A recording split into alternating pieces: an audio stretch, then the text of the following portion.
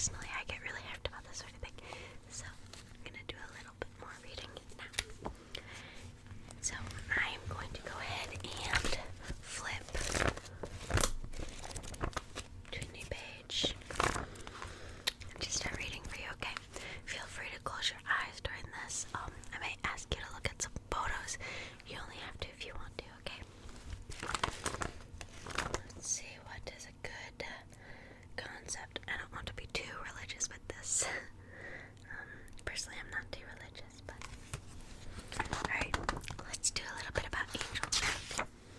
Do a little bit about angels, right? Okay. Angels. The name comes from the Greek angelos, which means messenger. The definition is a spiritual, incorporeal creature, and its characteristics has a spiritual and incorporeal nature, messengers and attendants of God. I'll put it right here. Alright. And no mind about the background noise, okay? Perfect. Decidedly distinct from pagan images, the oldest depictions of angels date back to the earliest Christian centuries. These Christian images are not direct transpositions, of classical pagan forms, which were used as models only after the Edict of Constantine granted the new religion a freedom from persecution. In the first known image of the Annunciation, found in the catacombs of Priscilla, from the 2nd to 3rd centuries, the angel has no wings.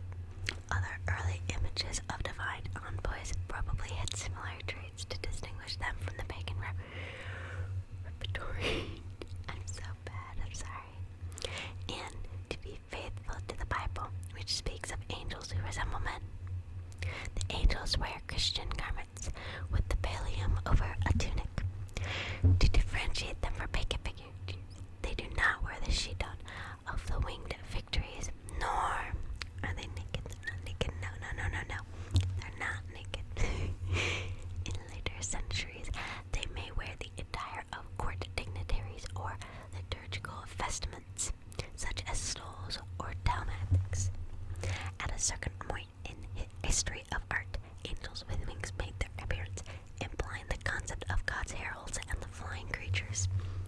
In the Renaissance, they were also pictured as erodes, no longer being risk of being confused with pagan kings. That is quite interesting. Did you know that angels were often confused with pagan kings? I did not know that. The oldest depiction of the Annunciation, the angel Gabriel, is portrayed without her wings. Let's look at this picture really quick. There we go, okay. So you can see this is the angel Gabriel, it looks like right here, right? And then the Annunciation. I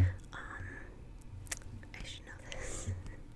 I went to Catholic school when I was younger.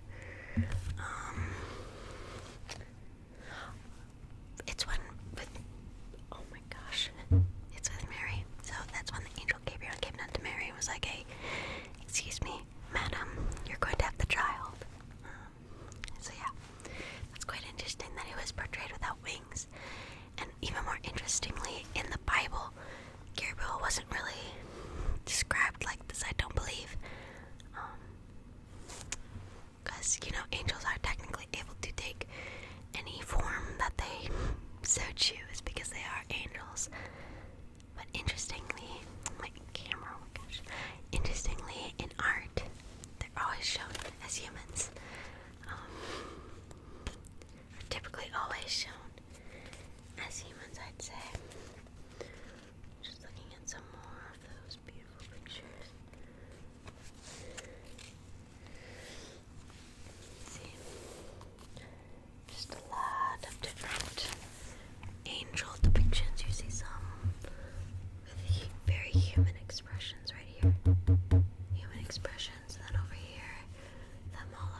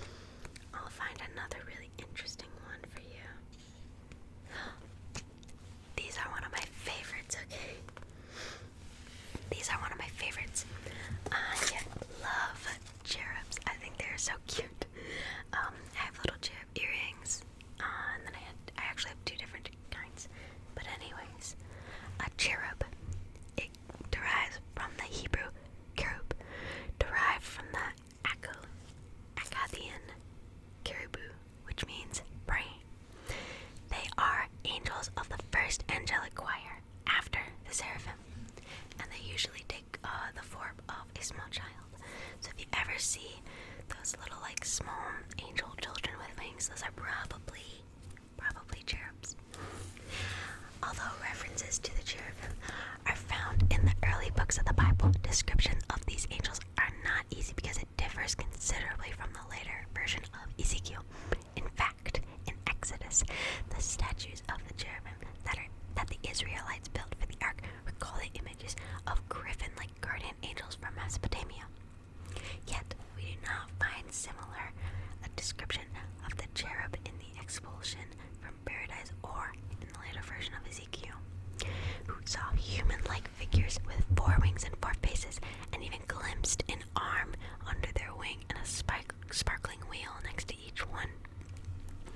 Other hints may be gathered from Revelation and from the passage in St. Paul's letter to the Hebrews that recalled the Old Testament tradition, accepting that what would become the predominant image of the cherubim. Once the clear distinction to the angelic hierarchy faded, and with the placement of the cherub in the second choir after the seraphim, the 2 types of images merged and were transformed during the Renaissance into winged heads of small children. So, I am a little bit wrong. So the cherubs can also be perceived as just little baby heads with wings. Technically, the winged children are called putti, but they can also be called cherub. It depends. So, as you can kind of... Oh, wait, no, someone's naked on there. But, let me go back a little. I'll just do this so as you can see with this one right here. You can kind of see the little cherubs on the side right there. Once you kind of start to look for that in art history, look for the cherubs in a lot of old art like Michelangelo's, the typical Renaissance-esques, you will find them everywhere. They're a very, very common symbol. So next time you're looking at an artwork, make sure to look out for those, okay? Thank you. Alright, I'm gonna give you one more. Gosh, this section's all about angels, I think. So I'm gonna switch to a little bit something else. Let's see here. I was going to read Paradise, but then I realized that most all of them are naked in that, so I can't even show you any cute artworks. Alrighty, oops. Apologies. Alright. How about this one? So the last one, okay. The 7 deadly sins. Pride, greed, lust, anger, gluttony, envy, sloth. Those are the 7 deadly sins and are the root of all other transgressions, according to Christianity.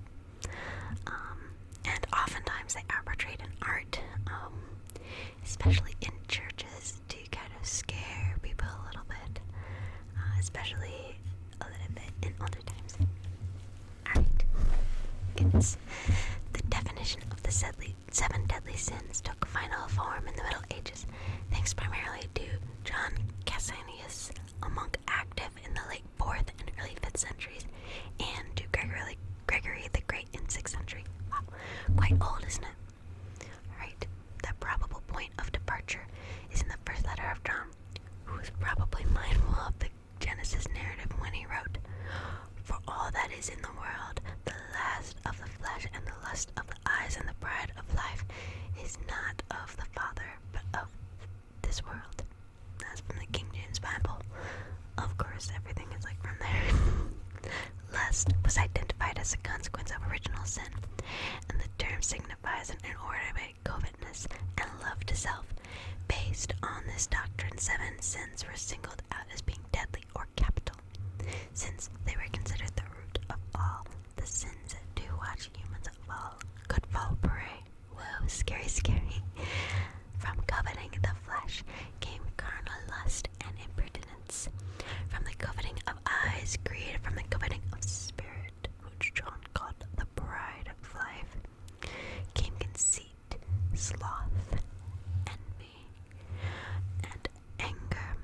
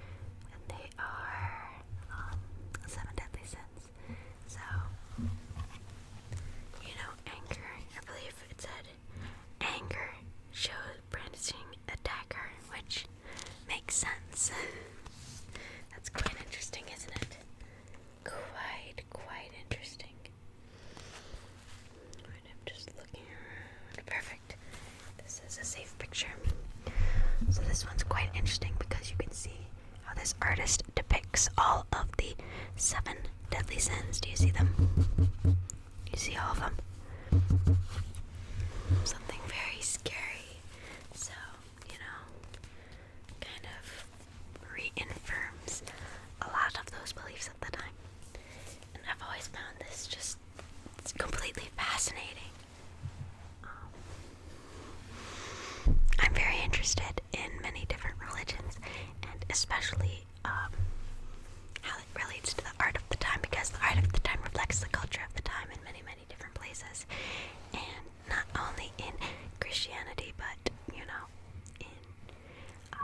Hebrew, in Shinto religions, you can easily tell how people thought of the time by observing these amazing artifacts that were left behind. And I hope that you found it as interesting